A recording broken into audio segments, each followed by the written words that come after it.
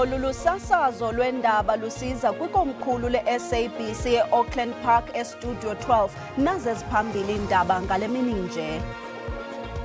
All case dockets must be hand-delivered to a location designated by the Divisional Commissioner for Detective and Forensic Service, who must establish a secure repository for case files and evidence to ensure continuity and prevent any loss or tampering.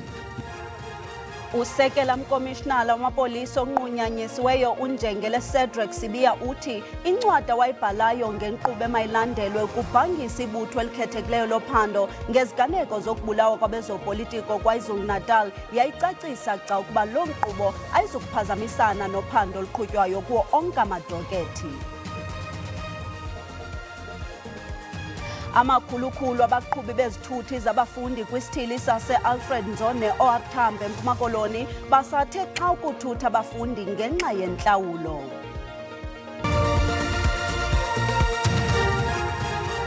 Molweni makhaya, singonondaba belijelo losasazo sesilungele kwakho ukuniphakela kuvimba wethu wanamhlanje ngokukhawuleza ke masingene emxholweni. Usekela mkomishinala jikelele wamapolisa onqunyanyisiweyo uNjengele Cedric Sibiya uthi incwadi awayibhalayo ngenkqubo emayilandelwe ukubhangisa ibutho elikhethekileyo lophando ngeziganeko zokubulawa kwabezopolitiko KwaZulu-Natal yayicacisa xa yokuba lo nkqubo ayizukuphazamisana nophando oluqhutywayo kuwo onke amadokethi. Ukanti lusuku lwesibini uNjengele Sibiya enika ubungqina phambi kwekomiti yesikhawu yepalamente nephanda ngezityholo ezenziwa nguNjengele Nhlanhla Mkhwanazi. uNjengele Sibiya ufundela amalungu ekomiti yesikhawu yeparlamente incwadi yabhalwe egameni lakhe nguNjengele Rabi esithi lo ncwadi yayicacisa okwekade emhlophe ehlungwini okanye owona mongo wayo yayikukuba kungaphazanyiswa okanye kusingelwe phantsi inkqubo yophando. Uqhube wathi inkqubo yokubhangiswa kwe-PKTT njengoko libizwa ngamafuphi igqiza lophando elikhethekileyo ngeziganeko zokubulawa kwabezopolitiko KwaZulu-Natal yayixhaswa ngumkomishinala jikelele wamapolisa uNjengele Fani Masemola athi yena Njengele Sibiya wayilandela umyalelo wakhe. Case handing over. Comprehensive handover protocol for all ongoing investigation must be established and implemented in consultation with the Divisional Commissioner for Detective and Forensic Service. This protocol should include complete case files, evidence, and related documentation. Additionally, detailed records of handover investigations must be maintained and appended to the final report. Assignment of cases. And as you can see, it's talking about the final report, which means the report is still coming at some point, but we are not yet there. uNjengele Sibiya uthe zange kubekho mpikiso kumyalelo umbhatso wamapolisa obekwe kwikhefu elikhethekileyo uMnumzana Senzo Mchunu ukuba ibhangiswe i-PKTT. Ukwathe kunyulo jikelele lonyaka opheleyo akubangakho ziganeko zokubulawa kwabezopolitiko nto leyo iqinisa uluvo lokuba i-PKTT ibisele iwenzile umsebenzi wayo. Ukwathe izeko ezixhasa i-PKTT kumelwe ziye kwibutho lobugebenga nophando emapoliseni. This personnel will remain responsible for all investigations and resources allocated to them until a formal handover is completed in accordance with the established protocol. Now, this must indicate already that this was not saying immediate now. Usaqhuba uNjengele Sibiya nokuthawuziswa ngemibuzo ngamalungu eParlamente lekomiti yesikhawu. Ityala logebengo ngakwisihlanu esityholwa ngokuxhwila nokubulala intatheli uSibusiso Ndlovu noZodwa Precious Mdluli lihlehliselwe umhla wama-28 kule nyanga ukufaka isicelo sebheyile. Aluxolanga kwaphela usapho loluhlehliso. uCalvin Dludla ulandela elinqaku. Lihlehlele umhla zingama-28 kuyena uMfumfu October icala elibhekene nabasolwa abahlanu abasolwa ngokubulala uZodwa Precious Mdluli kanye nentatheli uAseri Ndlovu. Uzokhumbula ukuthi iSABC sekuyicala leli silandele isikhathi eside kanti namhlanje ke lihlehlile ngenxa yokuthi ummeli womunye wabasolwa uyagula. Umndeni kaZodwa Precious Mdluli kanye noAseri Ndlovu aweneme ngalokhu ngoba ulokhu ugqiqa einkantolo ngizokwethula ke usisi kaZodwa okuyena ozosichazela ukuthi ngempela ngabe lokhu kuhlehla kwaleli cala kusho ukuthini kubo ngoba akuqala ukuhlehla sikubingelele sikwamukele indaba enzosuku. Sawona but Calvin kunjani?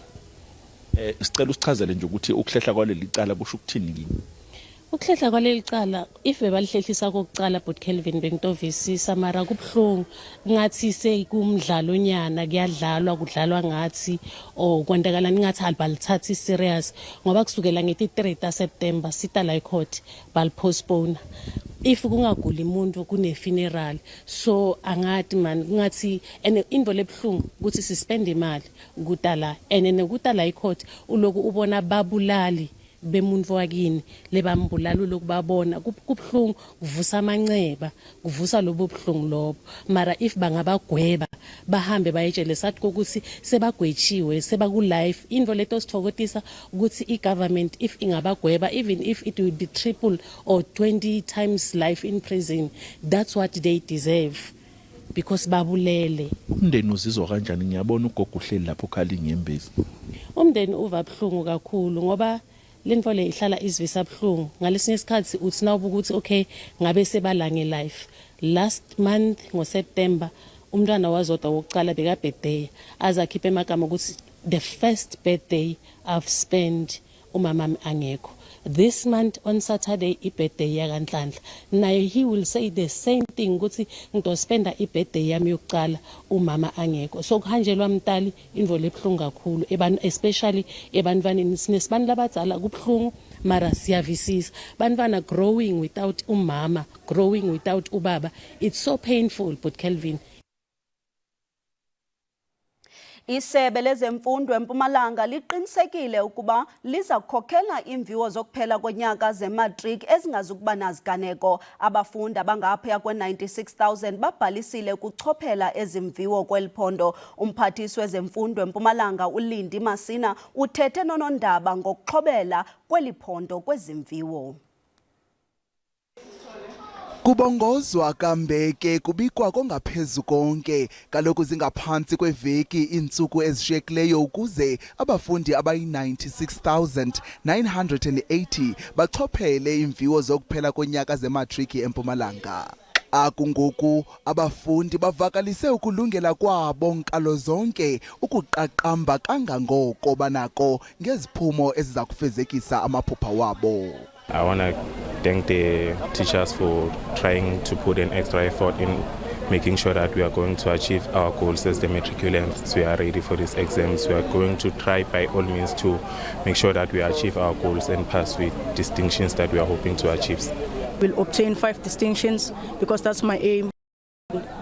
I'm so happy, I'm so glad that the subjects that were giving me challenges, now I'm able to master all of them because my teachers were giving me a hand. Kananjalo kuthatyathelwa ingqalelo kangangoko izicwangciso zokhuseleko ukunyaniseka nentembeko koluviwo kunjalo nje isebe linethemba lokuqabela ngaphaya kwezinga lokuphumelela kwabafundi bematriki lonyaka uphelileyo elalingumyinge ka-84% bemisa umyinge ka-90% nangaphezulu. It is encouraging that for the past 14 years the department has successfully managed incident-free examination with no question paper leakages, a record we are determined to uphold. The department intends to ensure that all learners to achieve exceptional results. However, should not that be the case, we will still appreciate the provincial pass rate of 90% and above. Ukanti ke kwizikolo abazali nabahlali kuhlatywe ikhwelo lokuba baxhase abafundi bematriki kangangoko. Zona ke imviwo zokuphela konyaka ziza kuqala kwiveki ezayo ziyokuqukunjelwa ngomhla wama-29 kweyeNkanga ukutsho uNovemba.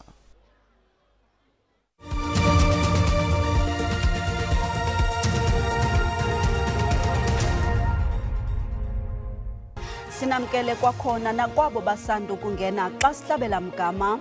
Usodolophu waseTshwane uGqirha Nasiphi Moya unqinile ukuba isixeko senze inkqubela ukulungisa imeko yesi sixeko. Lo sodolophu uthi iarhente ezizimeleyo zibhengeze ukuba izimali zesi sixeko zizinzile ngoku. Uthi esi sixeko sifakelele kwisivumelwano ne-Eskom sokuhlehliswa ityala lalo ngemali engaphaya ko-1 billion rand kwinyanga nje ezimbalwa. 1 year later, I can confidently say Tshwane is rising. The progress is real. The foundation is stronger. Fellow residents, I do not say this lightly. I say this because even you are starting to see this. Independent agencies have confirmed that the city's finances are stabilizing. In November 2024, Moody's retained Tshwane's stable outlook, noting improved debt and liquidity management. In April this year, Global Credit Ratings revised our outlook from negative to positive. Their assessment highlighted better fiscal control, easing liquidity risks, and an operating surplus for the second consecutive year. Ibhunga leli loMzantsi Afrika lijongene namachiza libhengeze osomachiza bayinxalenye yenkqubo elwa nentsholongwane kagawulayo iPIMAT eza kunikezela ngamachiza kagawulayo. Oku kuza emva kokuba inkundla ephakamileyo yezibheno ichithe isibheno se-IPA Foundation, umbutho omele iqumrhu loogqirha nobuzama ukunqanda ukumiliselwa kwePIMAT kulandela isigwebo senkundla ephakamileyo iNorth Gauteng.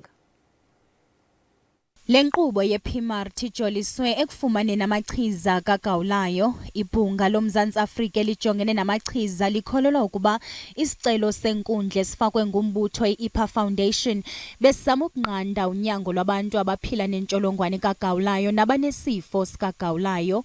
uMzantsi Afrika unelona nani liphezulu labantu abafumana unyango likagawulayo. Elibhunga lithi iPIMAT iza kunikezelwa ngoosomachiza abaqeqeshiweyo kuphela. PIMAT, a service only to be provided by pharmacists with specialized training, increases access to much needed HIV prevention and treatment care, with the immediate benefit of improved quality of life and increased life expectancy for more persons living with HIV and AIDS. Le nkqubo iza kunceda abantu abaninzi ukuze bavavanywe ngobuninzi nabangenamachiza kagawulayo.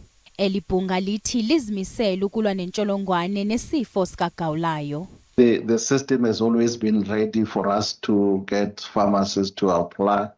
It's a matter of doing final testing. Once we are ready, we would issue an e-note to all pharmacists who have completed the training, asking them to apply using our electronic system to apply for the permits. Currently, we have on record around 488 pharmacies that are active, and they are active together with the Clinician Society, the HIV Clinician, South African HIV Clinician Society, where there's a collaboration and patients are seen in a pharmacy, but together with the Clinician Society via an online system.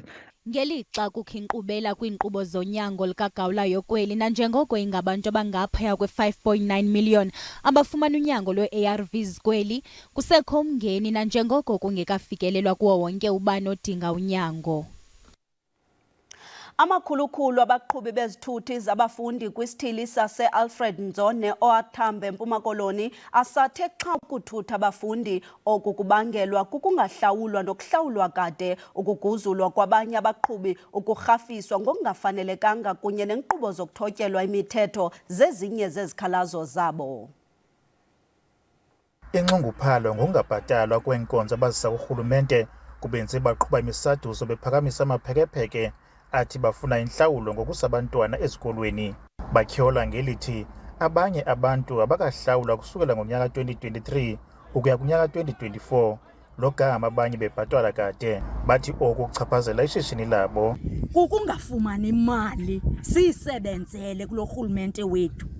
Siyabathutha abantwana yonke imihla, akukhathaliseki noba izulu linjani, kodwa oodriver bafuna imali, asinayo, imoto ziyaguga, asikwazi kuzimaintaina kube imali ayi. Bathi le meko iqhorha kakhulu abasebenzi. Timing or no timing, imali ayikho. Abantwana esikolweni basuka ngantoni, ipetrol nediesel zingekho. Ezi moto ziyakweleta, azibhataleki, ziyathinjwa zibhanki. Ngabantwana bethu bayagxothwa ezikolweni, asikwazi kubhatala because asibhatalwa i-department. Isebe lezothutho lithembise ukuba lizowusabela ngokukhawuleza lo mcimbi. We're working around the clock to ensure that we speed up those processes. We want to assure them and the parents out there that the means and the will to pay is there, and we will pay for those legitimate claims. Oku kubeka phansi izithuthi kuchaphazela ngamandla abantwana besikolo nanjengoko abantwana abaninzi ezilalini bexhomekeke koodula-dula kuya esikolweni. Ndinkululeko Nyembezi weendaba ze-SABC elusikisiki. I-EFF eMntla-Koloni ithi iza kucela umngeni ukuchongwa kukaBusisiwe Mgaguli njengomanejala obambeleyo kumasipala waseSolplaatje eKimberley. Umgaguli owafunyanwa enetyala lobuqhophololo ngoMatshi uthunyelwe kulo masipala ngelixa kusalindwe uphando ngakumanejala walo masipala uThapelo Matlala nosanqunyanyisiweyo ngenxa yezityholo zorhwaphilizo. Unkosikazi Mgaguli ongumgcini-mali omkhulu kumasipala ngoku uxelelwe inkundla ekuqaleni konyaka ukuba abuyisele imali ngange-780,000. Oku kulandela ukufunyaniswa kwakhe ethumele izicelo zeendleko zobuxoki phakathi konyaka ka-2011 no-2012. You cannot be penalized twice. For example, the incident happened 2011, was found guilty, and then from there had to repay. So there has to be that element of rehabilitation and also person having served sort of a cooling off period before you can even occupy. Ukutyunjwa kukaMgaguli kuvusa umnyele kwaye iDA ifuna kubizwe intlanganiso ekhethekileyo yebhunga. As the DA, we asked for a special council meeting on the following Monday, and to date we have not received a written response to that request. EFF ithi iyaluxhasa ulonyulo lukaMgaguli kwaye ifuna siphandwe esi sigqibo. We are now going to challenge the MEC for Coxstar because of seconding Ms. Mgaguli to Solplaatje local municipality. It's his endorsement. It's not treasury, it's him. Kusenjalo, iANC kunye nombutho woluntu bathi bafuna nje imanejala ebambeleyo eza kuqhuba umsebenzi. What is important for the municipalities is to have stability. That is what is important to us. And then currently there is an acting municipal manager, seconded by Coxstar. Whoever is appointed must do the work, and we will be monitoring. I don't know how long the acting position will be for, but we will be monitoring the work that gets done. Lo masipala usiwe phambi kwekomishoni yamalungelo oluntu kule veki idlulileyo waze wagxekwa kabukhali ngenxa yemeko embi yedolophu. Abahlali belali yaseKwelerhe eMonti eMpuma Koloni bavakalise inkxalabo emandla ngeemeko ezingaginyisi mathe zenina elineminyaka engama-59 elinina lihlala endlini yodaka engekho mgangathweni nekuloyiko lokuba ingamwela. Abahlali bathi uthule kangangelizwe uhlala yedwa yaye uxhomekeke kubamelwane ngokutya namanzi. Lo kangangelizwe wazalelwa kule ndlu yodaka ngonyaka u-1960. Wenza umlilo phakathi kule ndlu ze apheke, isenzo esiyingozi kakhulu nesinokubeka ubomi bakhe emngciphekweni ngenxa yokungabikho kweefestile zokungenisa umoya. Uthi uxhomekeke kuncedo lwabahlali ngokutya. Ineka ndihleli wona kule ndlu, ndihleli kabuhlungu. Amanzi ndiwacela nesidor, nalapha endlini ndipheka lapha endlini. Endlini ndihleli kuyo ndikandilele ndiyagoqozelwa zizinto apha endlini. Nakandihleli iyo ndiba ndihleli apha endlini ndiyimve nakumntu ekhala phandle andihamba yintoni nakuba kungabiwanga apha endlini eyadini. Nokutya ndikandihleli iyo ndihambe ndicela emizini. Endixesha ndikwiqigqa inesi zindiphe ukutya. Loo nto ndiyifumanayo kuyo ndikhongozela ndithi enkosi kuba bengenayo nale endinayo into. Iinkokheli zokuhlala ziwuthathele ezandleni zawo umzamo wokufunela uNgangelizi uncedo. Simbhalisile kwilist yabantu abahlelelekileyo efuneka befumene izindlu kule wadi kwa-human settlement. Kodwa kokoko silindile kude kubekho nto and siyayibona imeko yakhe ngoku noko iye iba maxongo. Iyona nto siyoyika kude kuwe le ndlu. Isebe lophuhliso loluntu ephondweni lithi liza kuyiqwalasela imeko kaNgangelizwe ze lize noncedo olufanelekileyo. And we're certainly going to be sending our social workers to visit the household to do what we call an assessment of the situation, because you will understand that in many other instances, there might be a requirement of a multiplicity of interventions. So any form of an intervention will be determined, once the social workers visit and also they do their reporting. Sebilokuhlaliswa nokuzinziswa koluntu ephondweni lithembise ngokumnika indlu yethutyana lokangangelizwe logama lisungula isisombululo sesigxina. Ndingusidima Mveku kwiindaba ze-SABC. Ixesha besimlungiselele zona ezinye zakulandela phange ntsimbi yesixhenxe malanga. Ngoku ke masikhe sithi xa sawuphinde sibuye kwakhona. Enkosi kakhulu kamnandi.